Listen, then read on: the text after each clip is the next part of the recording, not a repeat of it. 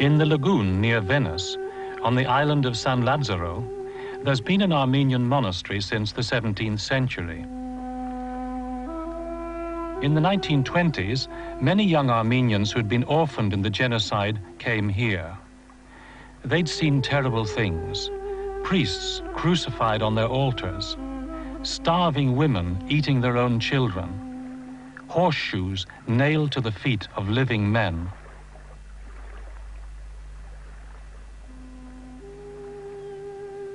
One of these survivors is now an 80-year-old monk.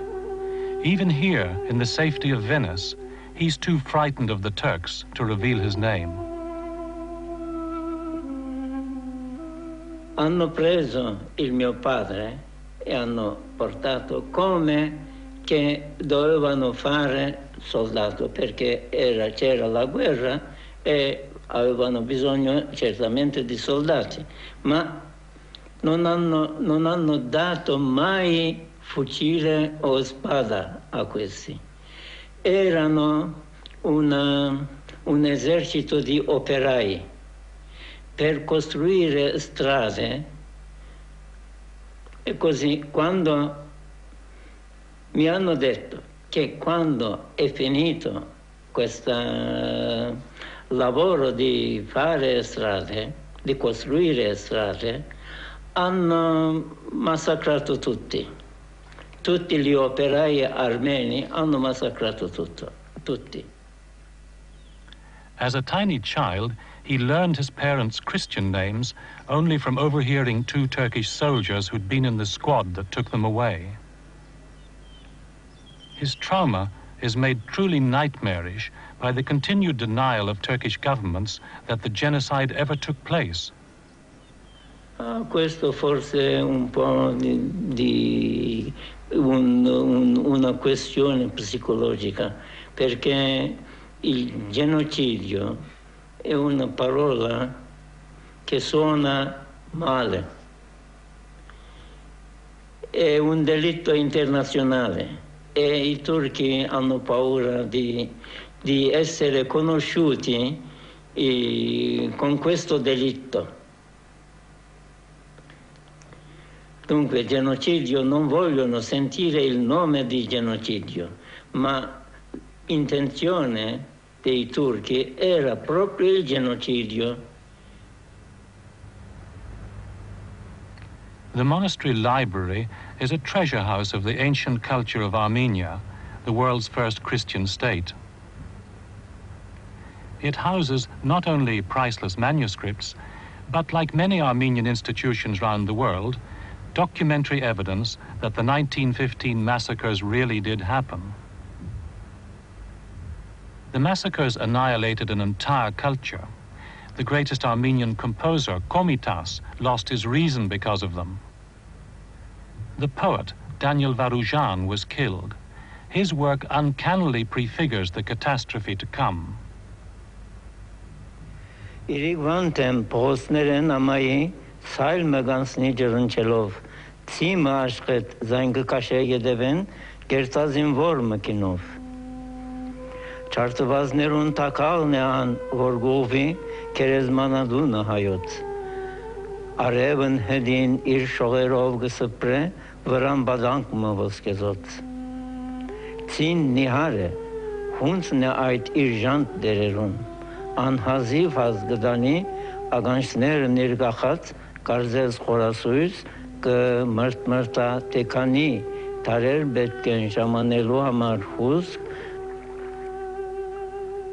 մարակն հնցված սուրպերուն և շրջագա բադերուն բոչն իր դադան կսրսկե միշտ արյուն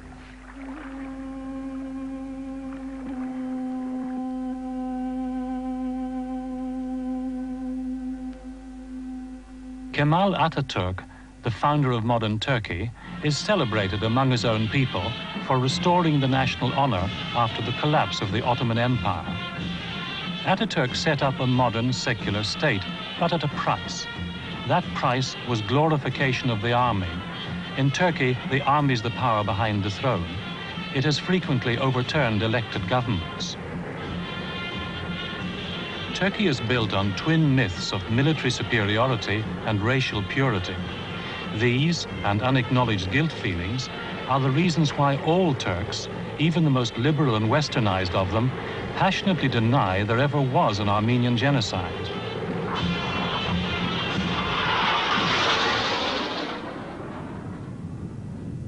Above the modern town of Kozan stands the ancient citadel of Sis, capital of the last independent Armenian state, which was overrun by Muslims in 1375.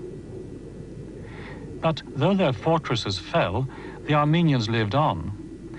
All over the Ottoman Empire, in cities like this, there continued to be Armenian communities with their own churches and schools right up to the First World War. In 1915, they numbered over 2 million, many of them concentrated in their traditional heartlands in northeast Turkey. Today, there are scarcely 40,000 left.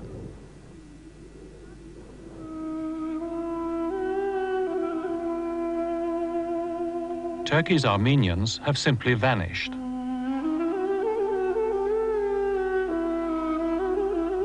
In the cities of the empire, the Armenians were an elite. They were lawyers, doctors, merchants, metal workers, professional people, and skilled craftsmen. On the land, where they'd lived for over 1,000 years before the Turkish conquerors arrived, they were hard-working peasants. All were fervent Christians. Their religion and their relative prosperity made them outsiders and exposed them to envy. So in 1915, they were struck down. They were marched off, never to be seen again. Their homes and goods were confiscated. A population which had lived in the same place for centuries suddenly became non-persons.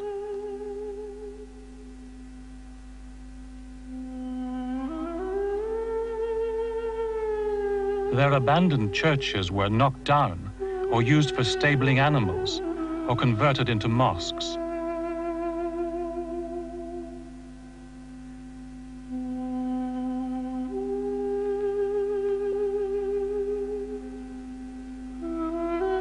Since then, ancient churches and monasteries have continued to suffer.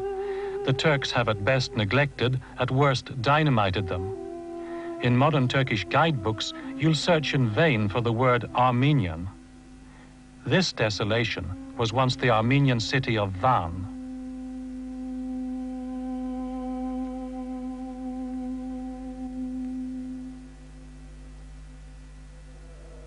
In the twilight of the Ottoman Empire, many of the subject peoples, including the Armenians, became restive.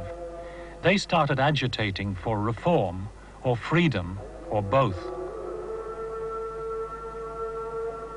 The Turks reacted in the usual way, with force. In 1895, many thousands of Armenians were massacred. But the empire was beginning to fall apart. A succession of wars stripped it of nearly all its territory in Europe. Only Constantinople and the surrounding area remained.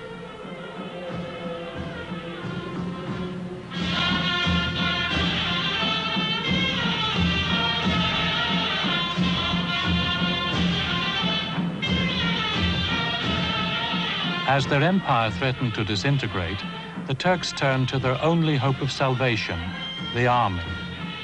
A group of officers calling themselves the Young Turks formed a secret political party to reform the empire. Ironically enough, the Young Turks at first allied themselves with Armenian and other national minorities to plan a liberal, Western-style multinational state. But the First World War changed all that. The Turks found themselves on the side of Imperial Germany.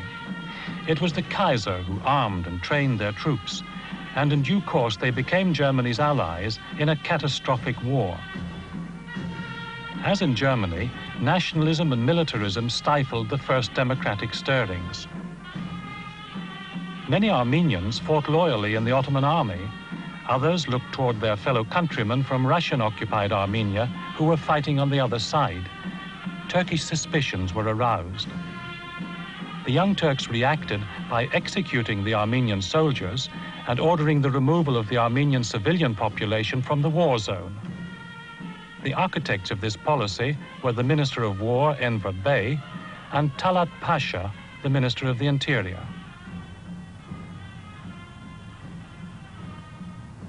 On the 24th of April, 1915, it became clear that their real intentions were much more sinister. 600 leading Armenian citizens were arrested in Constantinople, the modern Istanbul. Some of them people who'd actually helped the Young Turks to power. They were summarily executed. The Armenian intelligentsia, the men who might have organized resistance, had been disposed of.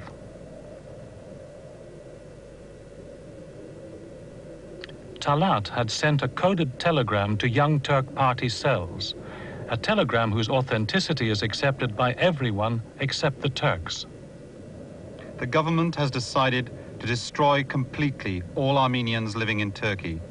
An end must be put to their existence, however criminal the measures taken may be, and no regard must be paid to either age, sex, nor to conscientious scruples. Minister of the Interior, Talat. The deportations, according to what the German missionaries from that area told us, were ordered by the Turkish government. They said it had been revealed to them by German government officials that these deportations were necessary to remove all minority groups from Turkey. And I'd see women and children and men lying beside the road, dying of thirst or hunger, and I could do nothing for them. The commissary of police wouldn't permit any help to be given to them.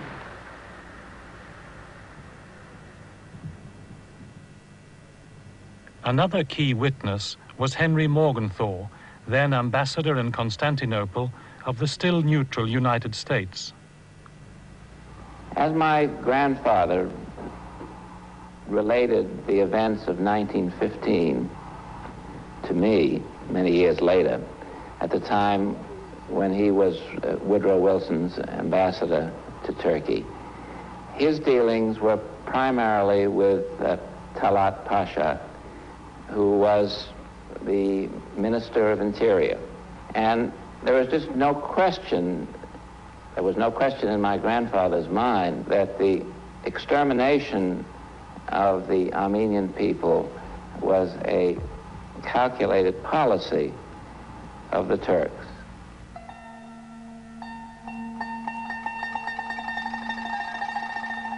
All through the spring and summer of 1915, the deportations took place. In some villages, placards were placed ordering the whole Armenian population to present itself in a public place at an appointed time. In other places, no warning was given. The gendarmes would appear before an Armenian house and order all the inmates to follow them. They would take women engaged in domestic tasks without giving them a chance to change their clothes. The police fell on them like the eruption of Vesuvius at Pompeii.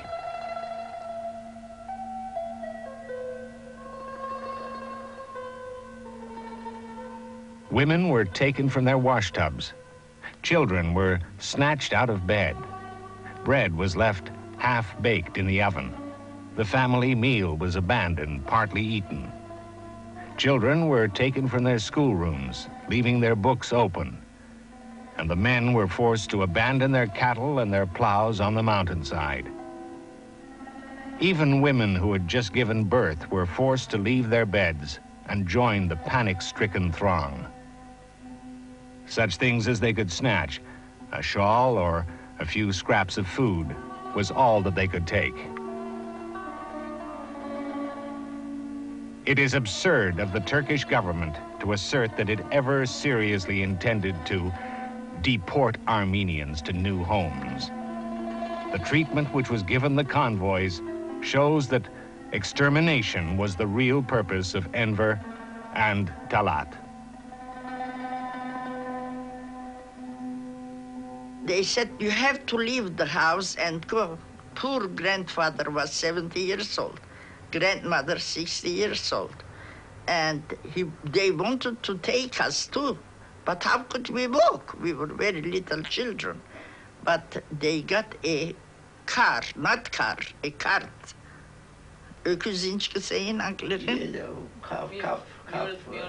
No, mule. With a mule, they put us all in, and some, our furnitures, not furnitures, only the beds, and some food to eat. And they took us out of our house. Everything was gone, and we were gone too. So we never saw my uncles and my father. We heard they were dead or they killed in the army.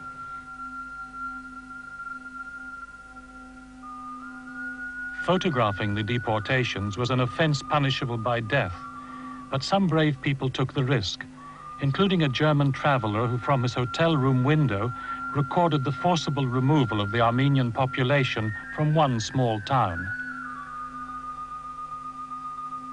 Most of the very few photographs which survive were taken by German missionaries or German officers like the later peace campaigner Armin Wegner. As an officer of the Turkish army for the wounded soldiers, I had no difficulty to enter the camps, and I make many photographs. Here is a photograph where you see Armenian priests to make the grave for the dead. And I remember that one of these priests said to me, "Once I was a priest, and now I am a lamb who is gone to be killed."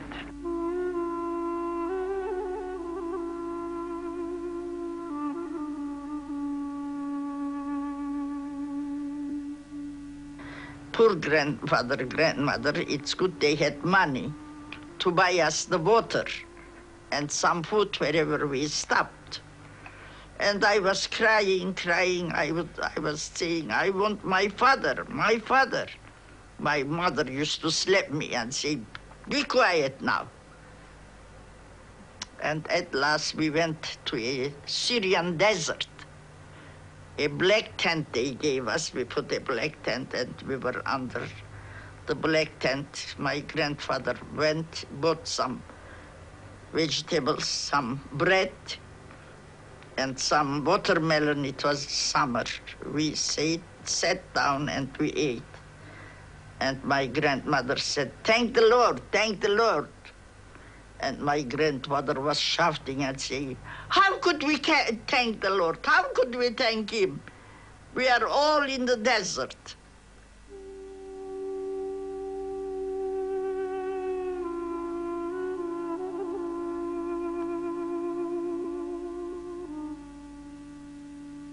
And we crossed the Euphrates. They drove us across the Euphrates. The Turks, the soldiers.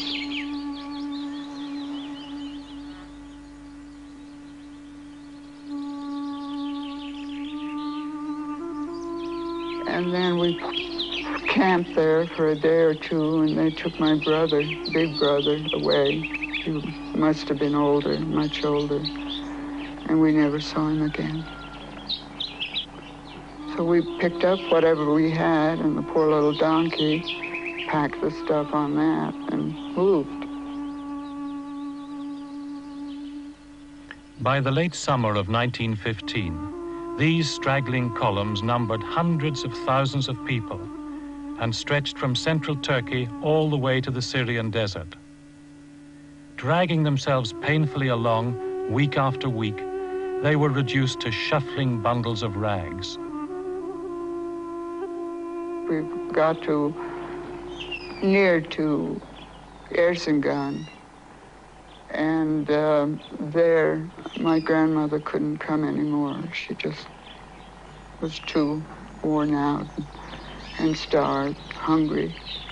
So we left her right there and went on because we were driven.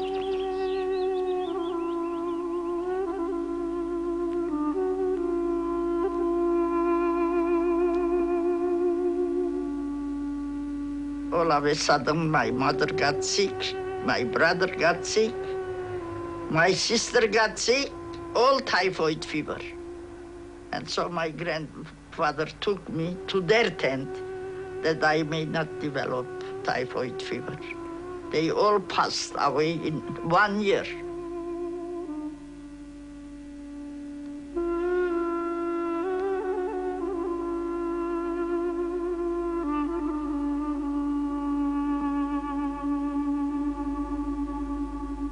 The Turks created so-called special organizations, made up partly of criminals and partly of Kurdish tribesmen with an eye for loot. They preyed on the defenseless columns. The Kurds would come down, and happened before, and we were told by other people that were on the march, that they would grab the kids, babies, and throw them in the lighted bushes, which they did, and I saw one. And then we went on, and of course the Kurds had taken everything that we had, and we got down to Agen, and we found a place. We were driven into the city. We found a place where my nurse, mother, little brother, and I stayed.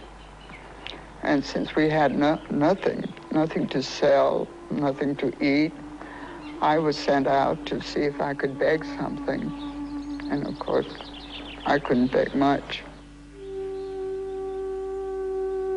And I came back. Why, my mother wasn't there, and my brother wasn't there. And I went down, and Mother had just dug a hole and put my brother in it. Your little brother? My little brother had died. And how old was he? He must have been, 2.5, 3 years old.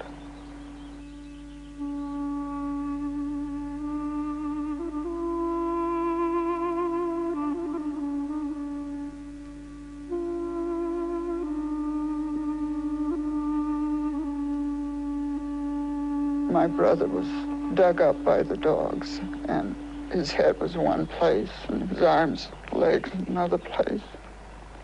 We collected and put it all back in the sand grave.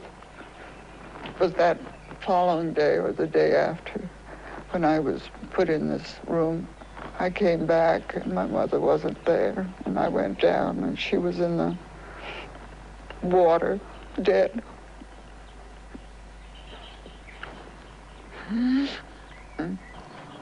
So that was the end of my family.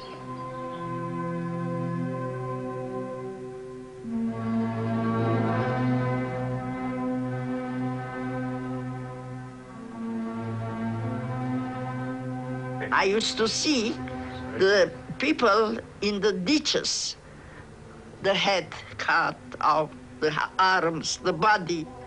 And I was telling to my grandmother, what is this? Don't look, my child. Don't look at them. Don't look. One day the turn is coming to us, she used to say. The king wants only one Armenian to be left in the museum. No Armenians. We are going to massacre them all, kill them all, finished.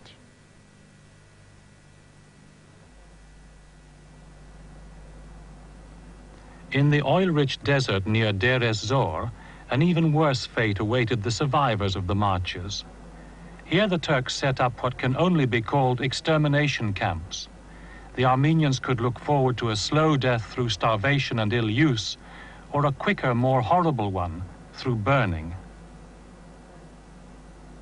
And they were taking my aunt, one of my aunts were living, she said, 600 children, they took me to, they put in a place and put gas on top of us, and they put fire, and they all died. And like me, there were 5 gendarmes, 5 girls, they put us on the back of their horses, they sold us to the Bedouins, to the Arabs. And that's why she said, I am alive. The rest, they were burning and we were screaming, crying. I think they didn't have any conscience. They didn't have any heart. I don't know how, because she was older than me. I don't know how they did such things. Into these caves were tipped literally thousands of women and children who'd survived the marches. Only a handful lived to tell the tale of this subterranean Auschwitz.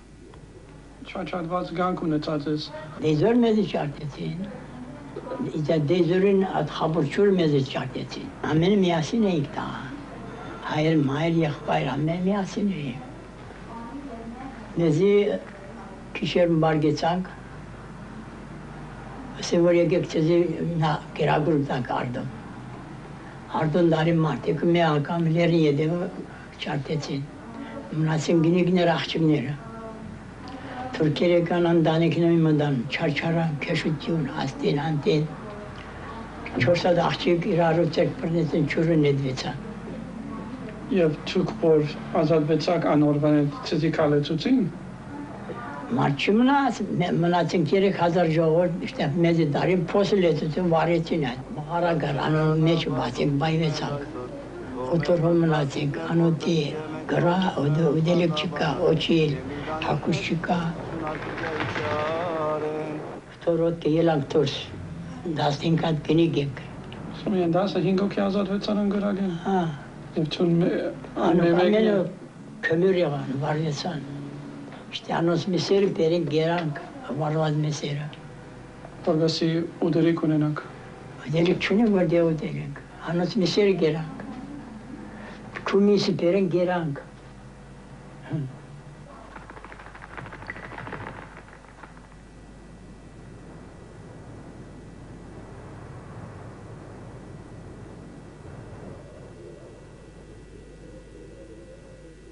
Despite the testimony of so many eyewitnesses, the Turks still insist there was no genocide. But they can't argue away the thousands of human skeletons that still exist in the desert around Deir ez-Zor. Our photographer, Isabel Alsen, and I had been to see an old woman of around 100 who lived near Deir ez-Zor, an Armenian who survived the massacres. She gave us the precise location of a hill at a place called Murgada on the Habur River, north of Deir ez-Zor, about 70 miles north, where she said around 50,000 Armenians were murdered by the Turks, including her father and her 2 younger sisters. Following her precise instructions, we found the hill. It wasn't easy because the river had changed course in the course of the last 70 years. What did happen, however, is that the rains of this winter had cut into the hill of Murgada, a place which was known even to the local Syrian police as being a place of darkness, as one of them put it. And when we went into one of these fissures, cracks in the hill, Isabel was the first one to brush her hand against the side of the earth, and as she did so, she revealed a human skull. And I turned around and started brushing with my hand on the other side of the earth, and 2 entire skeletons, interlocked, pushed together, were revealed, backbone, head. In some cases, we got the impression that they must have been tied together, and indeed, the story of the massacre at that place was that the men and women were tied together by the Turks, the Armenians were tied together, pushed into the river, and one of them would be shot and would drag the others down to their deaths, the others would drown. And what we had in fact found, of course, was a mass grave, and it was quite chilling to realize as we went on uncovering more and more skulls, which we literally took out in our hands, that we were at the scene of the century's first Holocaust. The Turkish government's denial that this genocide happened is similar, parallel, in some ways identical to the denial of neo-Nazis when they say that the Nazi Holocaust against the Jews never happened.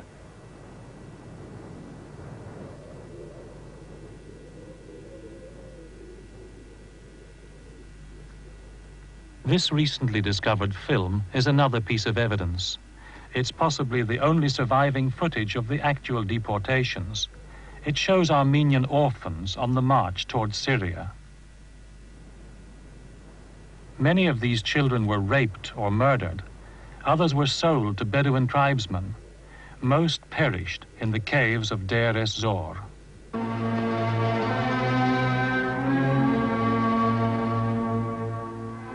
The destruction of the Christian community in Turkey continued after the end of the First World War. Greek-populated Smyrna, the biggest Christian city of the Ottoman Empire, was put to the torch.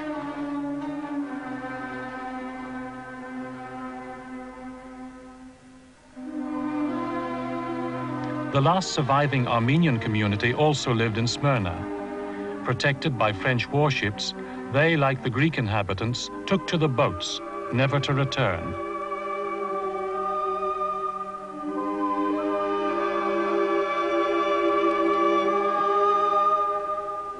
Out of the ruins of the Ottoman Empire rose Kemal Atatürk, the founder of modern Turkey. His state, built as it was on the ideal of military virtue, couldn't admit to the shame of the genocide, even though it wasn't directly responsible for it. Of course, during this move, some of those who were asked to leave the area, they suffered, no doubt about it. And in some cases, possibly, the Turks who were being killed, they defended themselves too. So both sides suffered, from the events, but the allegation which is made that 1.5 million people are massacred, there is a genocide, this is entirely a big lie of the century.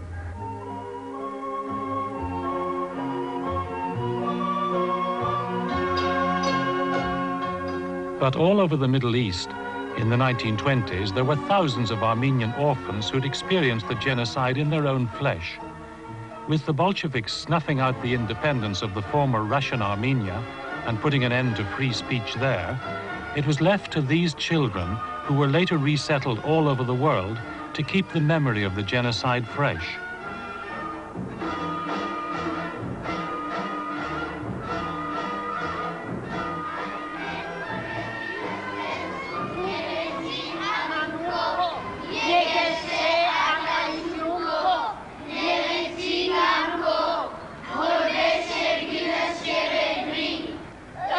Some orphan children came to an Armenian school that had been set up in Constantinople in 1879 and finally ended up here in Paris. Many of these children are the descendants of those orphans. The twin facts of the genocide and their survival of it are of immense psychological importance to the Armenians, as indeed is the Holocaust to the Jews. Armenian children here, as in countries around the world, experience the genocide directly through the memories of survivors. Madame Yuraper Eftian can recall for them the horror of people burned to death in the caves near Deir ez-Zor. Վերջը, կետնը հորմը, կետնին դագը, կասկնակ ինչ է, մաղարա մդարին, ադդեղը պրնազը հոդն է դեսիր գնեդեին. Արապ մը եկավ, ինձի, բիդի պրներ ինձի նեդերն ու մաղդոդ եսս արապերն սորվեր էի. Դու մաղդոդ եսս, միտը բիր ինձի, ես սադգեցա թորինի մեջը. Սադգեցա, արյունը վազեց ճագադես. Կացինք վարը, ինչ տեսեմ, գրագը դվերեն, գայրեն գոր ժողովուրդը, ֆուլուս տրամ գսեմ գոր, տրամ դվեք. Ինձի եկավ մեկը, ըսա որ, ֆուլուսմալ տրամուսել է, մանդի ֆուլուսուսի, մեկ հաց շաբիկ կար վրաս, հակուսներս բայեր են, որ ոչ մնամնա հակնիմ. Ասի, ընտի ըխսի ըսավ, տունիմ քույրս ես ըսավ, քույր դեմնս պամուդուր հակնիմ, որ կիդնամ քույր դեմս է. Ըսավ, որ Մահամեդին վրա երսում գունեմ, որ դու քույրս ես ըսավ. Ինձի շուվան մգաբեց մեջքես, ինձի իր հոր եղբորը դղանալ վերներ, քաշեց դուրս անեց ինձի աթորեն. 24 շամ ոչ կերեց, ոչ ջուր խումերենք, օդեմ մնացել եմ. Ադգից վերջի, երբ որ դեսավ այդպես է, մենք մնալ դեսանք ժանդարման մուգուկա. Երբ որ ժանդարման մուգուկա, ինքը փախավարաբը. Ես հակացի մորթած գնիկներուն, շոժուխներուն մեջը մարգեցա, կեդինը. Քուդը բաղորդյոն ինչ է։ Հուզեց կեզ այս տեպկը։ Շատ հուզեց կնաս մորնալաբի 24-ը։ Ինչու համար։ Կանի որ հայերուն չարթն է և մենք գալ հայենք և չենք կնալ։ Բառնալ։ Այո, չեն գնալ մոնալ։ Բայց թուրքերը հաջողեցան իրենց նպատակը հաջողեցին։ Այո, Ինչ ձևով։ Ինչ ձևով հաջողեցին։ Ամեն մերցնելով եւ տանակները առնելով խոհանոցներն։ Այո, հաջողեցին, բայց իրենց նպատակը ինչ էր։ Ամեն Հայաստանը առնել։ Եվ մեկ հատ մտքեր, որ թանկարանի մեջ։ Այդպես եղավ։ Ոչ։ Ինչ են գիտես, որ այդպես չեղավ։ Այո, ալա։ Որովհետև մենք խոսենք եւ մեր ներկայություն արդեն փաստ մնե, որ իրենց ասածը ինչ են գիտենք, որ իրենց ասածը չեղավ, հաշիվը սխալ է։ Որովհետև մենք խոսենք։ Այո, ասենք, ուրիշ։ Եվ ամեն Հայաստանը չգրցան առնել։ Ապրիս, ունինք նորեն, բզդիկ կդորմը Հայաստան, կոնե բզդիկ, հողմը, դու կգարցես որ այդ բզդիկ հողը օրմը բիդի մեծնա։ Այո, որովհետև եւ որ մեծնանք, մենք գերտանք առնել։ Դուք երբ որ մեծնաք, հայկական թադը բիդի չմորնաք, այո, եւ բիդի երտակ առնելու բռնակրաբված հողերը բիդի ընթարցակվի, բիդի մեծնա մեր հայրենիքը, ուրեմն դու այդ երազը ունիս, այդ երազով ալ բիդի մեծնաս, բիդի չմորնաս։ But it's not enough for Armenians simply to remember the genocide. If its ghosts are to be exorcised, they need the world, and that includes the Turks, to accept the reality of it. For a brief period in the 80s, frustration at the world's indifference led some of them into acts of terrorism. Kemal Khan, the Turkish consul general, was driving his car to work when he stopped at a traffic light near the Los Angeles Country Club. Two men approached his car, one on each side, and they pumped a dozen bullets into Khan and ran away on foot. Right after the shooting, a caller told news services that the shooting was the work of Armenian nationalists, a protest for the 1915 massacre of 1.5 million Armenians, a slaughter that the Turkish government has never admitted. Almost immediately after the genocide, the Armenian community in the United States of America started to fight the Turkish cover-up.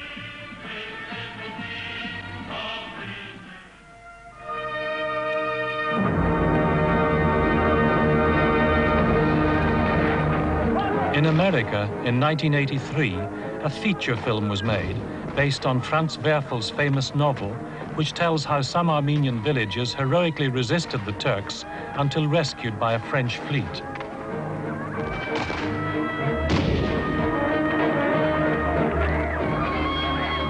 Originally, MGM planned to film the novel as early as 1934. The Turks immediately brought pressure to bear on the company and on the US State Department. They were successful. The film was dropped. The Turkish ambassador wrote a letter of congratulation to the State Department. It is an agreeable duty for me to extend to you my hearty thanks and appreciation for the efforts you have been so kind to exert. You have created an excellent impression in Turkey.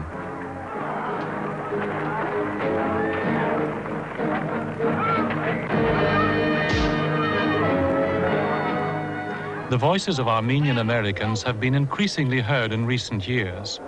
They want their government to recognize the reality of the genocide and put pressure on Turkey to compensate the victims.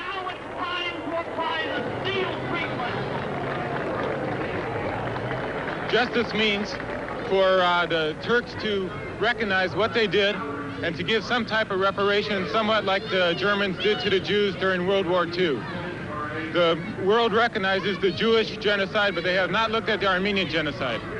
If they looked at the Armenian genocide, there might never have been a Jewish genocide. We want the land that Turkey has kept for 60 years. You want them back? Uh-huh, we want it back. I am reminded of those wonderful words of Yeti Shekharev. Their campaign culminated in 1990, when Robert Dole moved a resolution in the US Senate. This would have commemorated the 24th of April 1915 as the date when the genocide began. The United Nations and the European Parliament had already done as much. It is not simply the documented evidence. I talked just this past week with an old gentleman who, when he was 10 years old, relayed to me what had happened to his family. A brutal experience that will be part of his memory the rest of his life. What we're talking about is not a criticism of the government of Turkey today. And I'd like to make that abundantly clear. What we are talking about is a recognition of a slaughter that took place some decades ago. But we should not pretend that it did not take place. Where we have had this butchery, and that's all it can be called, whether it is Hitler's massacre of the Jews, whether it is what took place in Cambodia by the Khmer Rouge, or whether it is what took place in 1915 of the Turkish massacre of the Armenians. We're not saying that the Turks today are responsible. We're not saying the Germans of today are responsible. But let us remember, let us not forget. The Armenian Americans first realized that things weren't going their way when the White House stopped supporting them. Turkey had thrown its weight against the reality of history. Well, we actually worked with our grassroots. We provided an 800 number and generated 70,000 telegrams and calls, additional calls from Turkish Americans and others who, Americans who have served in Turkey in diplomatic corps and military service. They're just absolutely aghast at what's been happening in this anti-Turkish propaganda by the Armenian immigrants in this country. I say we ought to stop, look, and listen before we take a fateful step here to offend a friend, to offend an ally. When we asked the Turks, when we wanted the Turks to fight by our side in Korea, the Senate didn't offer a resolution. No senator offered a resolution at that time. The Turkish government's lobbying was nothing less than massive. First of all, they announced that all business would be put on hold with United States companies until the resolution was defeated. A similar tactic was used when a resolution passed through the House in 1984. At the time, in reaction to that, the Turkish government canceled a multi-million-dollar deal with Boeing, I believe, to buy Boeing jets and instead bought French Airbuses. The irony then was that France, President Mitterrand, went ahead and made some glowing statements about the need for Turkey to acknowledge the genocide in France's strong support for recognition of the genocide. They did that. They also closed off U.S. military exercises in Turkey and threatened that the bases that the United States has in Turkey would be closed.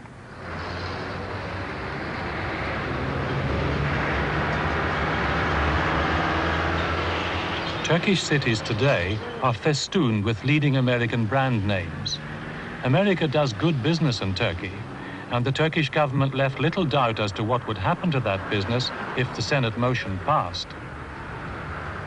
Another technique that was used, for example, is a corporation that may have had a plant in, say, Missouri would be pressed upon to have its plant manager as well as all of the workers there make it clear to the senator that if he voted for this bill, then they'd lose their jobs. Turkey's importance to NATO has been used by successive Turkish governments as a lever against the recognition of the genocide. Today, her role as a secular model for new Islamic Turkish-speaking states like Azerbaijan makes her even more sensitive to the taint involved in the word genocide. Turkey's friends in the U.S. military were also thrown into the Senate battle. The head of a major defense industry in this country, who happens to be a longtime friend, called me and said, I don't understand this, but the Turkish government feels very, very strongly. You could do me a personal favor if you would vote against this. And I'd like to do a favor for my friends. We all like to do favors for my friends, but I had to tell them that I disagreed with them on this one. And none of us, not one, is in a position to point the finger at Turkey and say that was a genocide. Yes, we killed some American Indians. It wasn't a genocide. We're saying that we can't talk about this genocide. It might embarrass somebody. We can only talk about genocides from here on that don't embarrass anybody. You find me somewhere they've killed 1 million people or 500,000 or 100,000. If they don't embarrass anybody and don't threaten any American company's profit margin and don't require a few hours studying the facts, then we'll bring it up and pass it. Mr. President, Hitler asked, when he was planning the final solution of the Jews, who remembers the Armenians? Let us prove Hitler wrong again, and by adoption of this resolution, remember the Armenian genocide. Only 48 U.S. senators voted to remember the Armenians. 51 voted against. It didn't pass because it's not based on historical fact. It's based on one-sided emotional story told by people who have immigrated to this country and embroidered the Civil War story back in 1915 to generate what we call a mythical story of genocide, and to give it the authority of a resolution in the greatest deliberative body in the world, for us was unthinkable. Of course, we worked to stop it. It didn't pass because it's not true, that's why. For all of us, it's probably the defining issue of being Armenian, that we survived, that our family survived this genocide. My grandmother, for example, who was maybe 10 or 12 years old, saw her whole family wiped out, except for, she actually saw her 9-year-old cousin, she saw bayoneted in the back by Turkish soldiers. She was then sold into slavery in Turkey, escaped, made it to Beirut. My grandfather wrote a letter to the orphanage, said, by the way, I want to marry a woman from this village. They got married, and that's how I'm here. Those are the kinds of things that never leave you. Never leave you. They just burn in your mind. And so no Armenian, I don't think, will ever forget.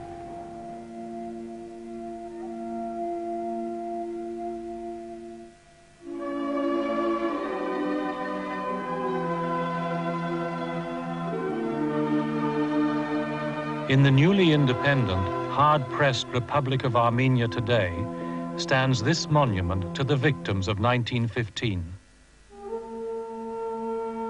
These Armenians have rescued the testimony of many tragic eyewitnesses from oblivion. They are confident that the truth about the genocide will one day prevail.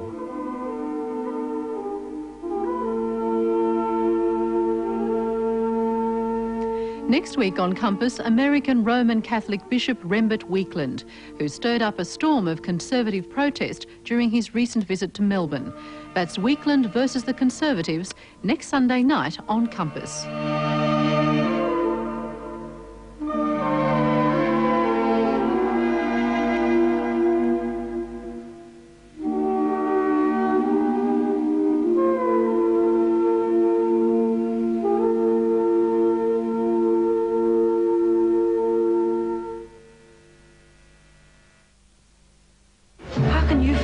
That I am about to be dragged through court. Tessa consults a lawyer. An accident happens. You're a doctor, you help out. You don't automatically assume that you're going to end up being accused of causing further injury.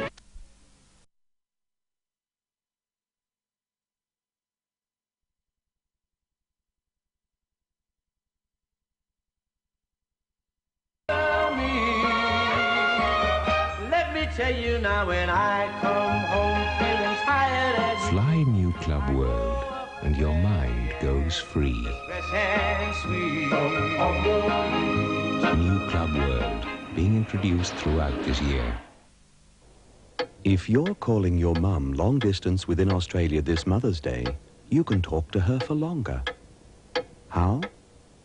Dial 1 first for Optus Savings. Hi, Mum. Darling, hello. We got our hands all over the country. We got our hands all over the world. We got our hands all over this boy, and boy, we got our hands all over this girl. You listen to their story. True colors come shining through. Just wait, just wait, just wait, just wait till we get our hands on you. It's ice cream, but it's grown up. Magnum's so different.